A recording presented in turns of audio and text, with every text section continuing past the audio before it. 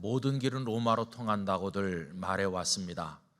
그런데 그 길들을 닦은 이 중에 가장 많은 길을 만든 이가 옥타비아누스입니다. 그는 로마의 공병대를 동원해서 도로를 닦게 했는데 얼마나 견고한지 지금도 많은 곳에서 2000년이 넘은 그 길을 사용하고 있을 정도입니다.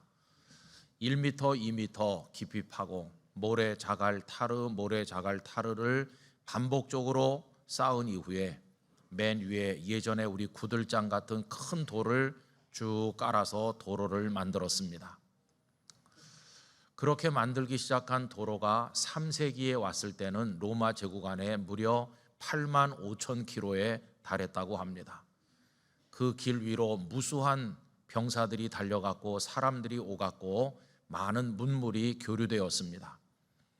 대제국을 통합하고 통치하기 위한 목적으로 만들어진 길이었었는데 여러분 얼마나 놀라운지 하나님께서는 그 길을 복음의 길이 되게 하여 주셨습니다. 그래서 사도 바울이 그 길을 통해서 로마 제국 곳곳에 하나님의 생명의 복음을 전하게 된 것입니다.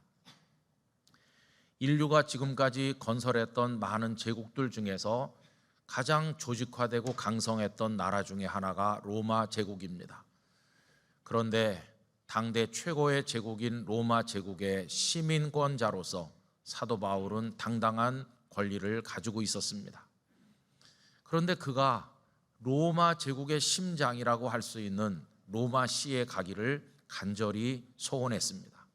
여러 번 가기를 원했는데 오늘 본문에도 그의 마음이 나타나 있는 것을 보게 됩니다. 여러분 13절 말씀에 보면 앞에 이런 부분이 나오죠. 내가 여러 번 너희에게 가고자 한 것을 너희가 모르기를 원하지 아니하노니. 로마에 가고자 하는 열망이 바울을 사로잡았던 것을 볼 수 있습니다. 자, 그럼 여러분 바울은 왜 그토록 여러 차례 로마에 가기를 원했을까요? 로마 제국의 심장인 로마시가 얼마나 잘 만들어진 도시인지 그 문물을 구경하고 관광하기 위한 목적이었는가? 그렇지 않습니다. 사도 바울이 로마시에 가기를 그렇게 원했던 목적은 단 하나였는데 하나님의 생명의 복음을 전하기 위함이었습니다. 오늘 말씀 11절에 보면 이런 말씀이 나오죠. 내가 너희 보기를 간절히 원하는 것은 어떤 신령한 은사를 너희에게 나누어 주어 너희를 견고하게 하려 함이니. 로마에는 이미 그리스도인들이 있었는데 다 같이 모여서 하나님의 말씀을 나누고 영적 교제 속에 기도함으로써 하나님의 성령께서 주시는 풍성한 은사를 경험하기를 간절히 원했습니다. 그리고 궁극적으로는 로마에 복음 전도하기를 원했습니다. 오늘 말씀 15절 우리 다 같이 읽어보도록 하겠습니다. 그러므로 나는 할 수 있는 대로 로마에 있는 너희에게도 복음 전하기를 원하노라. 아멘. 복음 전하기를 원하노라. 이게 사도 바울의 소원이었습니다. 자, 그런데 여러분 이렇게까지 열정을 가지고 복음을 전도하려고 하는 사람이 되었는데 사실은 그 이전에 많은 어려운 과정이 있었습니다. 바울이 볼 때 이 복음은 어리석기 짝이 없는 것이고 세상의 기준으로 볼 때 부끄러운 것이고 하루속히 세상에서 제거돼야 될 것으로 여겨졌던 게 사실입니다. 여러분 여기 부끄러움이라고 하는 감정은 혼자 있을 때는 잘 느끼지 못하는 것입니다. 골방에서 나 혼자 찬송하고 기도하고 예수님을 나의 구주로 고백하는 거 그거 부끄러운 게 아닌데 열린 광장에서 많은 사람들이 그런 나의 모습을 지켜보면서 손가락질하고 조롱할 때는 내가 가진 그 복음에 대한 믿음이 그리고 내가 믿는 그 복음이 부끄러움으로 다가올 때도 있다는 것입니다. 당시 로마 세계는 복음과 복음을 믿는 사람들을 조롱했고 많은 사람들이 그 복음을 부끄럽게 생각을 했었습니다. 여러분 한때 사울이라는 이름을 가지고 살았던 바울 역시 복음을 부끄러워하기는 마찬가지였습니다. 그렇다고 한다면 왜 복음은 부끄러운 것으로 여겨지게 되었을까요? 우선 이 복음은 논리적으로 앞뒤가 안 맞는 이야기가 너무 많았습니다. 당시 로마 제국이었지만 많은 사람들의 정신세계를 다스린 것은 헬라 문화, 그리스 철학이었는데, 그리스 철학은 대단히 사변적이고 분석적이어서 거기 철학도 있었지만 그 속에는 과학이 내포되어 있었습니다. 그들은 이성에 의한 합리적 판단과 추론을 중요하게 생각을 했고 상식에 따른 모든 판단을 존중했습니다. 그런데 여러분, 사람들이 이성을 가진 사람이라면 누구든지 인정할 수밖에 없는 우리 인생의 가장 기본적인 게 있지 않습니까? 한 사람이 태어나려면 남자와 여자가 있어서 그 사이에서 태어난다든가, 사람이 죽으면 다시는 살아날 수 없다든가, 이거는 누구나 다 상식적으로 이성적으로 인정하는 것이었습니다. 그런데 복음을 전도하는 사람들이 나타났는데 들어보니까 그걸 부정하는 데서부터 시작하고 있었습니다. 예수님은 남자 없이 동정녀 탄생하셨다든가, 예수님은 죽으셨지만 다시 살아나셨다든가, 여러분 이게 복음이었습니다. 그러니 사람들이 볼 때 논리적으로나 상식적으로 이성적으로 앞뒤가 안 맞는 말을 하는 이 복음을 어떻게 받아들일 수가 있었겠나 하는 것입니다. 어리석은 것이다. 그래서 손가락질을 했고 복음이 부끄러움을 당하게 된 것이죠. 또 하나의 이유는 이 복음은 형평성의 원리에도 맞지 않는 것처럼 보였습니다.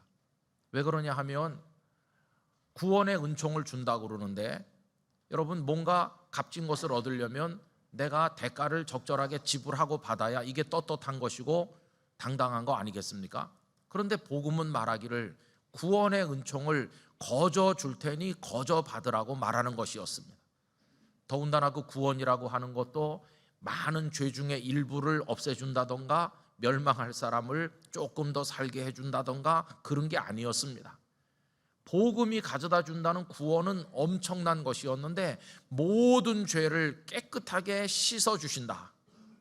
그리고 사망의 권세로부터 영원한 생명으로 옮겨주신다.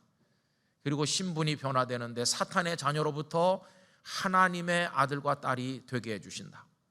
그리고 잠시 주어지는 구원이 아니라 영원한 생명의 구원이어서 천국에서 그것을 누리게 하신다.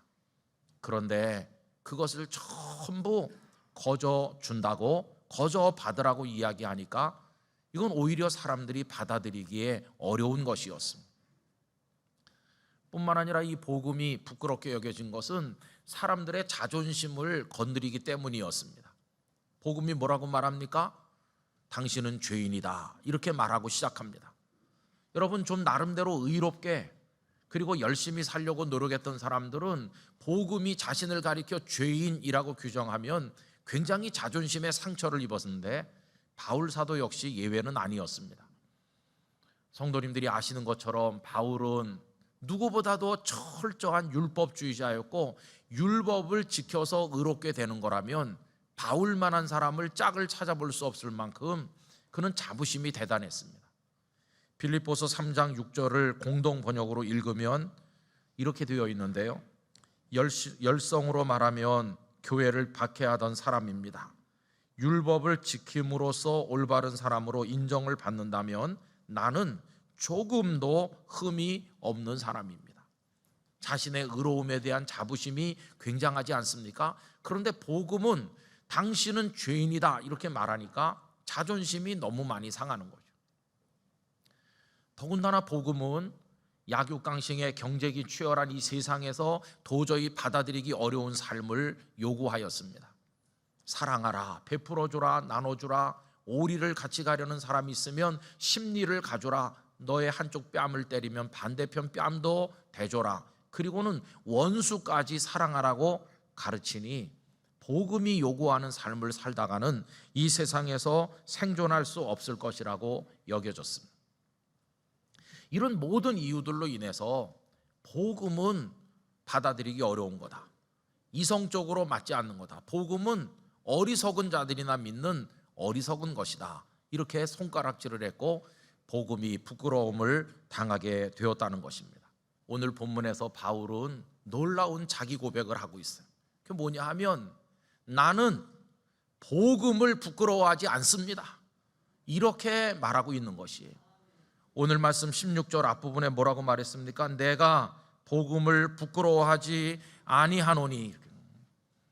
여러분이 단순한 바울의 고백이 오늘 1, 2, 3, 4, 5부 교회학교 작년 우리 하여튼 영락교회 안팎에서 예배하는 모든 이들의 고백이 되시기를 기원합니다. 나는 복음을 부끄러워하지 않습니다. 이렇게 말하는 성도가 되시기를 기원합니다. 신약학자인 슈톨마흐라고 하는 분은 부끄러워하지 않는다는 이 말은 단지 소극적으로 부끄러워하지 않는다는 뜻을 훨씬 넘어서 적극적으로 이걸 해석을 했는데, 나는 확신합니다, 나는 그래서 당신에게 선포합니다, 나는 당신에게 고백합니다, 이런 적극적인 뜻이라고 얘기했습니다. 바울 사도께서는 모든 상황에서 모든 사람에게 하나님의 복음을 자랑하였습니다. 부끄러워하지 않았어요. 총독들 앞에서도 왕들 앞에서도 하나님의 복음을, 이방인들 앞에서도 예루살렘의 유대인 앞에서도 하나님의 복음을 부끄러워하지 않고 선포하지 않았습니까?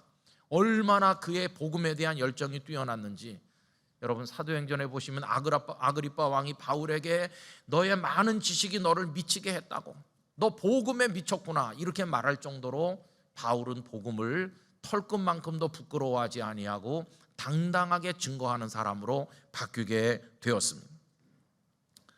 여러분, 어떻게 복음을 부끄러워하던 사람이, 그래서 복음을 이 세상에서 없애야 된다고 생각하며 핍박하던 사람이 복음을 부끄러워하지 않는 사람으로 바뀔 수 있었을까요?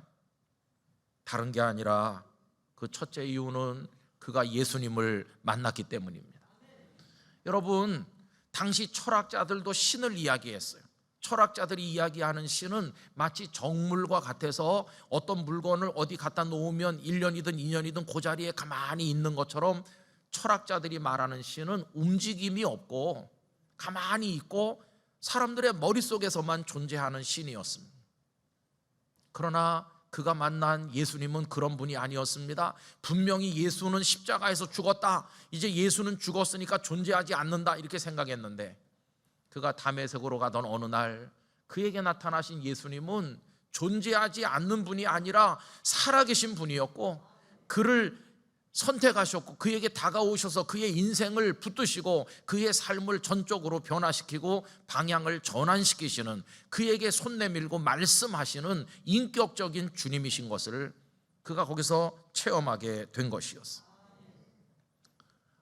예수 그리스도라고 하는 그분은 머릿속에 들어있는 개념도 아니고 십자가에서 죽어서 더 이상 존재하지 않는 그런 이가 아니라 지금 살아서 내 앞에 계신 분이시로구나, 이걸 그가 알게 된 것입니다. 다메섹으로 가는 날 태양빛보다 더 밝은 환한 빛이 그를 비출 때 그는 나가 떨어졌습니다. 아까도 말씀드린 것처럼 그는 율법을 지키는 걸로 말하면 짝이 없을 만큼 조금도 흠이 없다고 자부했던 그런 사람이었습니다. 그런데 보세요, 그의 모든 죄가 낱낱이 그 빛 앞에 드러나고 자신이 얼마나 추한 죄인인가를 알게 되었습니다. 바깥 세상이 캄캄할 때 내가 촛불 하나를 켜면 바깥은 어둡고 나는 밝아 보이죠. 촛불 하나가 대단해 보이죠. 그러나 촛불을 들고 있는 나에게 태양빛보다 더 밝은 빛이 비춰오면 내 촛불은 너무나도 볼품없는 것이 되고, 그 밝은 빛 앞에서 나의 숨겨졌던 수치들이 다 드러나면서 마치 벌거벗은 것처럼 드러나면서 야, 내가 깨끗한 줄 알았더니 이렇게 더럽구나 하는 걸 깨닫게 되는 것처럼, 그는 예수 그리스도의 빛 앞에서 자신이 의로운 줄 알았는데 하나님을 핍박을 하고 하나님의 백성을 핍박하는 가장 더러운 죄인이라는 걸 깨닫게 된 것이었어요. 의로운 줄 알았더니 희망 없는 죄인이로구나, 이걸 알고 엎드러지게 된 것이었어요. 그런데 보세요, 이성적인 논리로 하면 죄인은 벌을 받아야 되고 죽어야 되잖아요. 그리고 의로운 사람은 죄인을 상대하지 않죠. 그런데 가장 의로우신 주님은 바울을 상대치 않고 버리신 것이 아니라 오히려 끌어안으시고 사랑으로 너는 내 형제다, 나같이 더러운 죄인을 받아주시다니 그는 그 은혜에 감격하게 되었습니다. 히브리서 2장 11절 이런 말씀이 나옵니다. 거룩하게 하시는 이와 거룩하게 함을 입은 자들이 다 한 근원에서 난지라. 그러므로 형제라 부르시기를 부끄러워하지 아니하시고. 여러분, 우리 주님은 우리를 더럽다고 내치시는 것이 아니라 너는 나의 형제다, 내가 너를 사랑한다 그러면서 더러운 우리를 꼭 끌어안아 주신 사랑의 주님이십니다. 그걸 그가 경험하게 됐을 때 얼마나 감격했는지. 이제는 율법을 지켜서 의롭게 된다고 생각했던, 그리고 실제로 흠없이 의롭다고 하던 그의 자부심은 다 무너져 내렸고 더러운 죄인임을 깨달았는데, 그런데 그런 자신을 사랑으로 품어 구원하시고 새롭게 하신 그 은혜 앞에 그가 전율하고 감격하고 감사하게 된 것이었어요. 그는 알았습니다. 자기 존재가 완전히 새롭게 변화됐다는 것을 알았어요. 이제는 복음을 부끄러워하던 핍박자가 변해서 복음 없이는 살 수 없는, 복음의 은혜를 가장 크게 입은 사람으로 바뀌었다는 것을 알게 되었어요. 아, 내가 새 사람이 되었구나.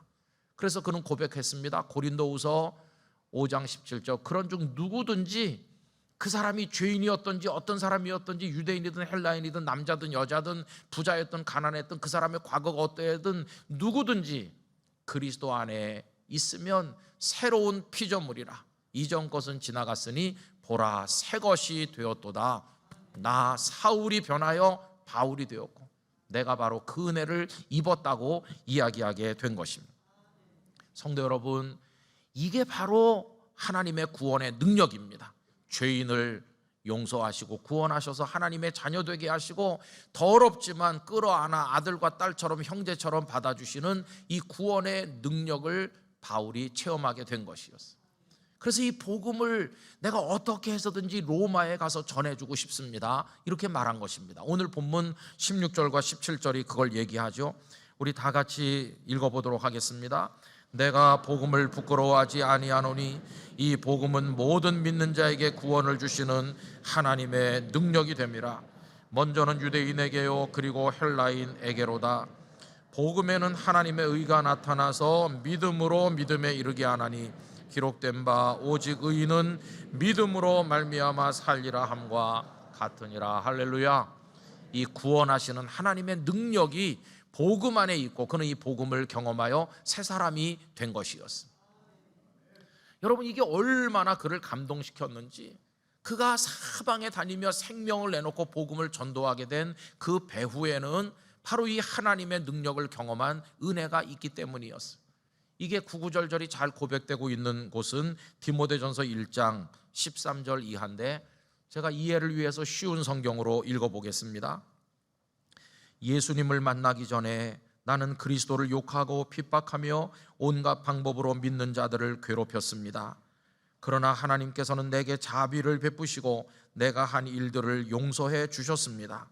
왜냐하면 그것은 내가 믿지 않던 때에 모르고 저지른 일들이기 때문입니다. 주님의 은혜가 나의 마음 가운데 가득 차고 넘쳤습니다. 그 은혜와 함께 그리스도 예수 안에서 믿음과 사랑도 내 속에서 솟아났습니다. 모든 사람들이 진심으로 받아들여야 할 말은 예수 그리스도께서 죄인을 구하러 이 땅에 오셨다는 것입니다. 나는 그 죄인 중에서도 가장 큰 죄인이었습니다. 그러나 하나님께서는 내게 은혜를 베푸시고 이 못난 죄인을 오래 참고 기다려 주셨습니다.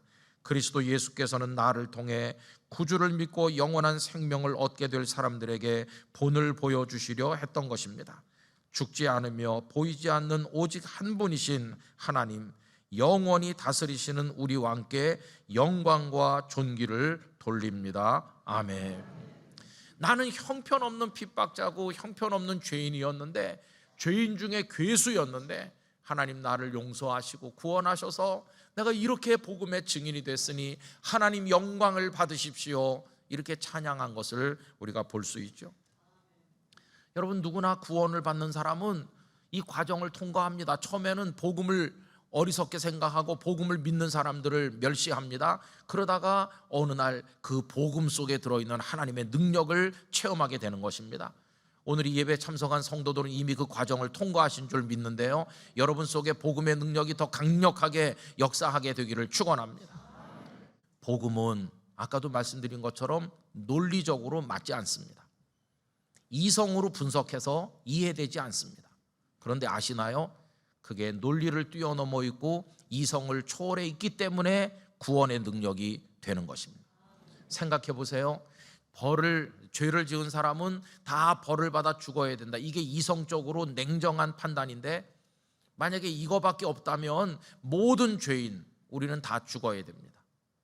이성적으로 말하면 그렇죠. 그런데 복음은 말하기를 아니다. 죄를 지은 사람도 살 수 있고 죄인을 내가 용서하고 죄인에게도 소망이 있다. 이게 논리적으로 안 맞는 용서를 이야기하기 때문에 바로 그 복음 속에 우리의 소망이 있는 줄로 믿습니다.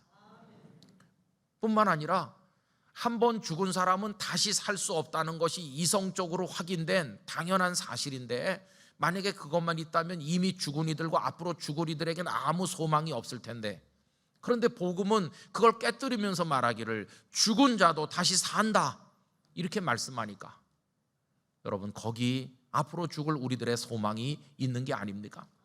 그래서 복음이 논리적으로 이성적으로 다 이해가 되고 맞는 거라면 오히려 구원의 능력이 그 속에 없는 것이지만, 그게 그 모든 걸 초월해 있기 때문에 복음 안에는 구원의 능력이 역사하고 있는 것입니다. 2세기의 교부였던 터툴리아는 말하기를 나는 믿습니다. 왜? 불합리하기 때문에 믿습니다. 이렇게 이야기하였어요. 이 복음이 가진 그 속에 있는 그 놀라운 역사를 우리 모두가 경험하기를 간절히 원하는 것입니다. 여러분 다 복음 앞으로 나오시기를 바랍니다. 복음을 영접하시기를 바랍니다. 그 속에 들어있는 구원의 능력을 체험하시기를 바랍니다. 그리고 복음을 부끄러워하지 않는 성도가 되시기를 기원합니다. 어디 가서든지 예수님과 예수님의 말씀을 인정하시고 자랑하시기를 바랍니다. 마가복음 8장 38절에 이런 말씀이 있습니다. 누구든지 이 음란하고 죄 많은 세대에서 나와 내 말을 부끄러워하면 인자도 아버지의 영광으로 거룩한 천사들과 함께 올 때에 그 사람을 부끄러워하리라.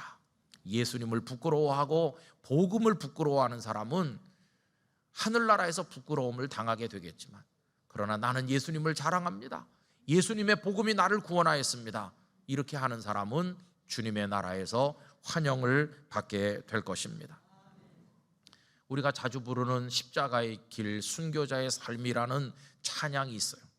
그 중에 이런 가사가 후반부에 나옵니다. 하나님의 사랑이 영원히 함께하리. 십자가의 길을 걷는 자에게, 순교자의 삶을 사는 이에게.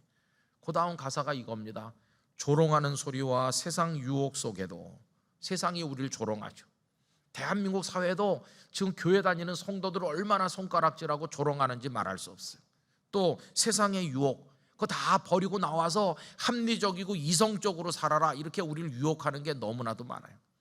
그러나 누가 성도인가? 조롱하는 소리와 세상 유혹 속에도 주의 순결한 신부가 되리라 이렇게 결심하면서 복음을 자랑하는 사람이 구원의 능력을 경험하는 하나님의 사람이 된다는 것입니다.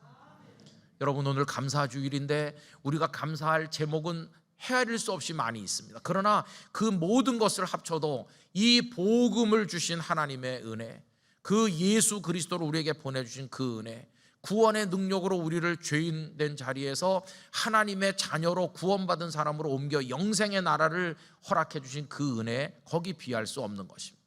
만 가지 은혜가 있지만 이 복음을 통해 구원하신 하나님의 은혜를 찬송하는 우리 성도님들이 되시기를 간절히 기원하는 것입니다. 이제는 배가 고파도 주머니가 비었어도 몸이 좀 아파도 어디 가서 당당하게 말할 수 있어야 됩니다. 나는 복음의 능력으로 구원받았다. 나는 하나님의 자녀다. 나는 하나님의 아들과 딸이 되어 이거 하나만으로도 감사합니다. 그렇게 말할 수 있는 성도가 되시기를 바라는 것입니다.